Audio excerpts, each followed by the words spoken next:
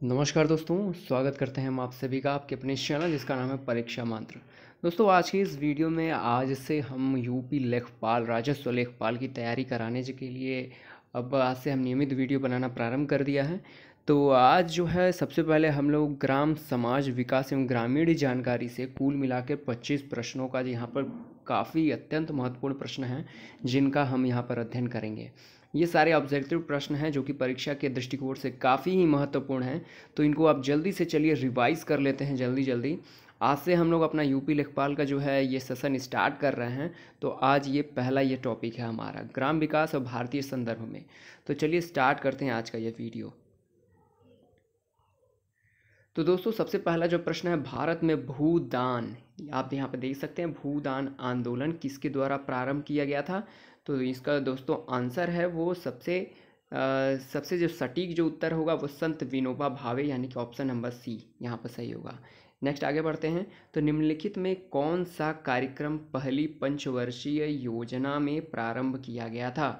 तो अधिक अन्न उपजाऊ, सामुदायिक विकास कार्यक्रम, राष्ट्रीय प्रसार सेवा कार्यक्रम या डी जो है उपर्युक्त सभी। तो आपको ये देखना है कि पंचवर्षीय जो पहली पंचवर्षीय योजना थी उसमें ये जो है ये तीनों ही कार्यक्रमों को काफ़ी अधिक महत्व दिया गया था, यानी कि अधिक अन्न उपजाऊ, सामुदायिक विकास कार्यक्रम और राष्ट्रीय प्रसार सेवा कार्यक्रम, तीनों का ही पहली पंचवर्षीय योजना में प्रारंभ किया गया था, यानी ऑप्शन हो जाएगा आपका डी। नेक्स्ट क्वेश्चन आगे बढ़ते हैं। सामुदायिक विकास कार्यक्रम जो है कब प्रारंभ किया गया था। तो ये बहुत ही महत्वपूर्ण प्रश्न है, हर बार ये पूछा जाता है लगभग 2 अक्टूबर सन 1952 ईस्वी को, यानी कि ऑप्शन नंबर सी जो है इसका सही उत्तर होगा। नेक्स्ट आगे बढ़ते हैं। निम्नलिखित में कौन सा कार्यक्रम भूतपूर्व राष्ट्रपति डॉक्टर APJ अब्दुल कलाम की देन है। यहाँ पे एक है PURA पूरा जवाहर रोजगार योजना, राष्ट्रीय ग्रामीण आजीविका मिशन, और डी है मिशन इंद्रधनुष। तो यहाँ पे जो है PURA जो है ये पूरा ये हमारे जो हमारे राष्ट्रपति थे डॉक्टर APJ अब्दुल कलाम, उनकी ये प्रमुख देन मानी जाती है। तो इसका ऑप्शन हो जाएगा A is the right answer. Next आगे बढ़ते हैं कि भारत में त्रिस्तरीय पंचायती राज प्रणाली का शुभारंभ कब किया गया था। तो दोस्तों इसका आंसर है 2 अक्टूबर सन 1959 ईस्वी में, यानी कि ऑप्शन नंबर ए जो है is the right answer of the question number 6। Next आगे बढ़ते हैं। तो यहाँ पर स्क्रीन पर आप देख पा रहे होंगे दोस्तों कि निम्नलिखित में कौन सा कार्यक्रम भारत में हरित क्रांति कार्यक्रम का आधार बना। ये बहुत ही इंपॉर्टेंट क्वेश्चन है। तो यहाँ पर हम बात करेंगे ऑप्शन नंबर ए सघन कृषि जनपद कार्यक्रम, सघन कृषि क्षेत्र कार्यक्रम, सीमांत कृषक एवं भूमिहीन कृषि श्रमिक कार्यक्रम, या ऑप्शन नंबर डी ए तथा बी दोनों, यानी कि ये ए तथा बी दोनों। तो इसका ऑप्शन जो होगा, जो राइट आंसर होगा वो डी होगा। यहाँ पे सघन कृषि जनपद कार्यक्रम भी स्टार्ट किया गया था और जो है सघन कृषि क्षेत्र कार्यक्रम, यानी कि ये दोनों ही यहाँ पर कार्यक्रम आधार बना था।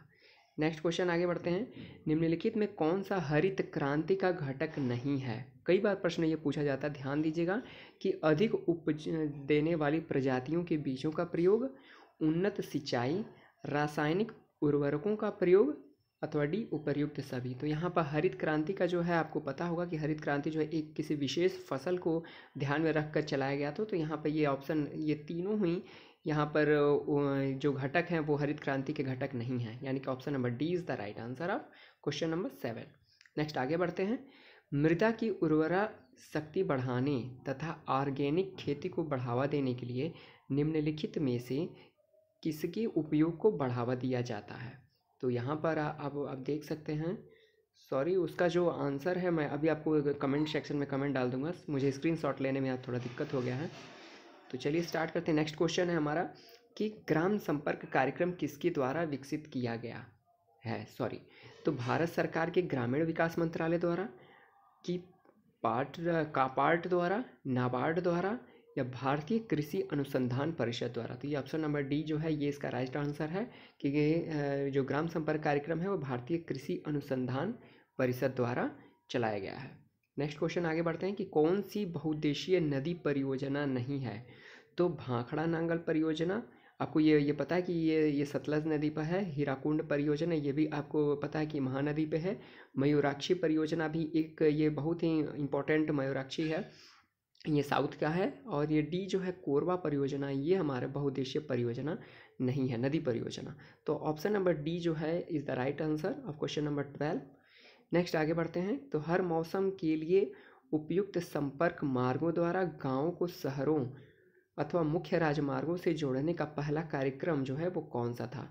तो ग्रामीण मानव शक्ति कार्यक्रम RMP, ग्रामीण रोजगार हेतु प्रधानमंत्री की कैश योजना, या सघन राष्ट्रीय रोजगार योजना, या काम के बदले अनाज योजना। तो यहाँ ऑप्शन नंबर बी जो है CSRE यानी कि ग्रामीण रोजगार हेतु प्रधानमंत्री की क्रैश स्कीम, ये इसका राइट आंसर हो जाएगा। नेक्स्ट आगे बढ़ते हैं कि ग्रामीण भारत की प्रमुख समस्या क्या है? तो ग्रामीण भारत की जो सबसे प्रमुख जो समस्या है ये ऑप्शन नंबर डी सभी है, यानी कि निर्धनता भी है, बेरोजगारी भी है, भूखमरी भी है।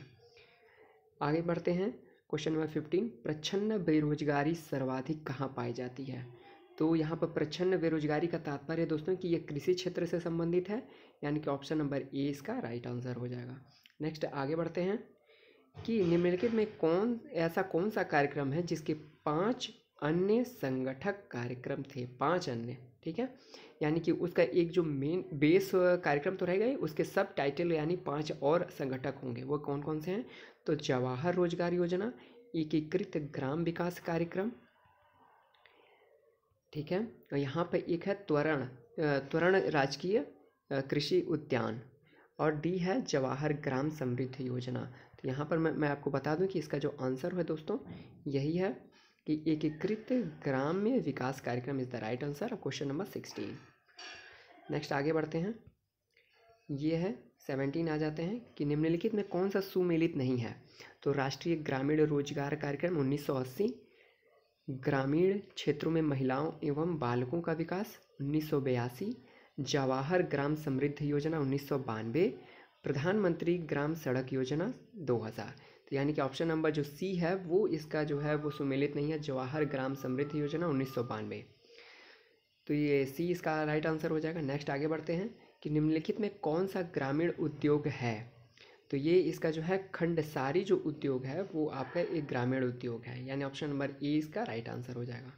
नेक्स्ट आगे बढ़ते हैं कि निम्नलिखित में कौन सी संस्था ग्रामीण उद्योगों की स्थापना हेतु दीर्घकालीन साख उपलब्ध कराती है? तो यहाँ पर खादी एवं ग्रामोद्योग जो आयोग है ये आपका ग्रामीण उद्योगों की स्थापना हेतु दीर्घकालीन साख उपलब्ध कराती है। 19 का जो है वो ए क्वेश्चन, ये ए जो है ऑप्शन वो सही हो जाएगा। नेक्स्ट आगे बढ़ते हैं कि महात्मा गांधी ने ग्राम्य विकास को बढ़ावा देने के लिए निम्नलिखित में से किसे अपनाए जाने पर बल दिया था? तो पहला ऑप्शन है सूचना का अधिकार, सत्ता का विकेंद्रीकरण, महिला सशक्तिकरण, या समाज के दुर्बलतम वर्ग का सशक्तिकरण। तो ऑप्शन नंबर बी जो है वो सत्ता का विकेंद्रीकरण, यानी कि किसी एक के हाथ में सत्ता जो है नहीं होनी चाहिए, प्रजातंत्र होनी चाहिए, महात्मा गांधी ने ये बात मानी थी। तो ऑप्शन इसका बी जो है वो इसका राइट आंसर होगा। नेक्स्ट आगे बढ़ते हैं 21 कि निम्नलिखित में कौन सुमेलित नहीं है? सामुदायिक विकास कार्यक्रम जवाहरलाल नेहरू आप सभी जानते हैं, जवाहरलाल नेहरू ने चलाया था। पंचायती राज संस्थाओं की संवैधानिक दर्जा किसे दिलाया था? तो राजीव गांधी जी ने दिलाया था। सूचना पाने का अधिकार अधिनियम PV नरसिम्हा राव की कमेटी ने। ये जो है ये ऑप्शन ये गलत है, तो ये जो है सी इसका 21 का सी जो है ऑप्शन ये सुमेलित नहीं है। नेक्स्ट आगे बढ़ते हैं कि निम्नलिखित में किसका संबंध महात्मा गांधी राष्ट्रीय ग्रामीण रोजगार कार्यक्रम के क्रियान्वयन से नहीं है? तो सी चपाल जो है ये चीज़ जो है ऑप्शन नंबर सी ये इसका वो क्रियान्वयन से संबंधित नहीं है। ये बहुत ही बार पूछा गया है, आप जब बुकलेट देखेंगे लेखपाल का, राजस्व लेखपाल या चकबंदी लेखपाल, तो उसमें ये क्वेश्चन आपको हर बार मिलेगा, आप इसको ध्यान से देखिएगा। नेक्स्ट आगे बढ़ते हैं, ये चीज़ें तो हो चुकी हैं, ये भी हो चुका है, जी हाँ, ये हमारा ये लास्ट पेज है, इसको हम लोग देखेंगे कि भारत में त्रिस्तरीय पंचायती राज प्रणाली, जी हाँ ये भी हम लोगों ने देख लिया है। तो ये दोस्तों ये हमारा ये 25 क्वेश्चन आज कंप्लीट हो गए हैं। दोस्तों यह वीडियो आपको कैसा लगा प्लीज़ और प्लीज़ ज़रूर बताइएगा, और आप लोग ये बताइए कि लेखपाल में और आपको जो है कौन से टॉपिक पर पढ़ाया जाए, इसके विषय में आप कमेंट सेक्शन में कमेंट ज़रूर कर दीजिएगा। तो आप जैसे लोगों का कमेंट रहेगा मैं उसी टाइप से वीडियो अपना स्टार्ट कर दूँगा, क्योंकि लेखपाल की तैयारी आज से हमारी स्टार्ट हो गई है। तो दोस्तों वीडियो कैसा लगा प्लीज़ ज़रूर बताइएगा, और चैनल पर नए हो तो इसे सब्सक्राइब ज़रूर कर लीजिएगा। Thank you.